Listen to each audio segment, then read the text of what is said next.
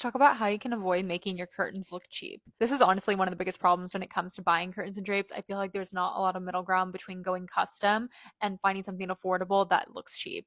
Of course, going with custom curtains or drapery is the solution to all of this. But for most of us who are not going with custom, these are just some quick tips that I've learned throughout the years. First off, I shouldn't even have to say this, but this video would not be complete without it. We are absolutely under no circumstance ever purchasing curtains with grommets. That would be those curtains that have the pre-cut holes along the top line of the curtain and they have metal inserts. Aside from this just looking like a shower curtain, they also just look wrong on the rod. You can see pieces of the curtain rod in between each of these like pleats, I'll call them. This is the only curtain style that I know of that does this. The other ones just cover the entire bar and look a lot more put together. And one of the factors that I consider when I'm choosing curtains is how they will slide on the rod. And that's usually why I just opt for curtain rings. They solve this whole gliding problem. I think there is a time and a place for the type of curtains that sit directly on the rod, but this is never it. Honorable mention, this type of curtain that is like tightly hung on the rod. They leave like just enough space for the rod to fit in this top portion. And I just think about this like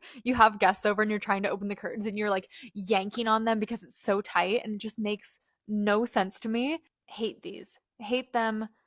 I would never do them. Here is my go-to, like I was saying, curtain rings. They solve all problems with gliding curtains on the rod. The curtain rings themselves and the hook that you use to attach the curtains are super cheap. You'd buy something like this and then you would also have to buy the hooks that attach the curtains to this. And those normally look like this. They also sell rings that have clips on them which attach the curtains directly so you don't have to buy two pieces. But I don't like when the clips are visible, so they would have to be a certain type of curtain that would allow for the clip to be lower. These are a specific type of curtain called pinch pleat. It is already pre-pleated. You can DIY this too, but it might look not as like clean because they sell them pre-stitched like this so that it looks really clean and intentional when you're putting the hook ring right behind that. This also allows for a much cleaner stack because it's already predetermined how it's going to stack, if that makes sense. And there's also like 1,000 different types of pleats.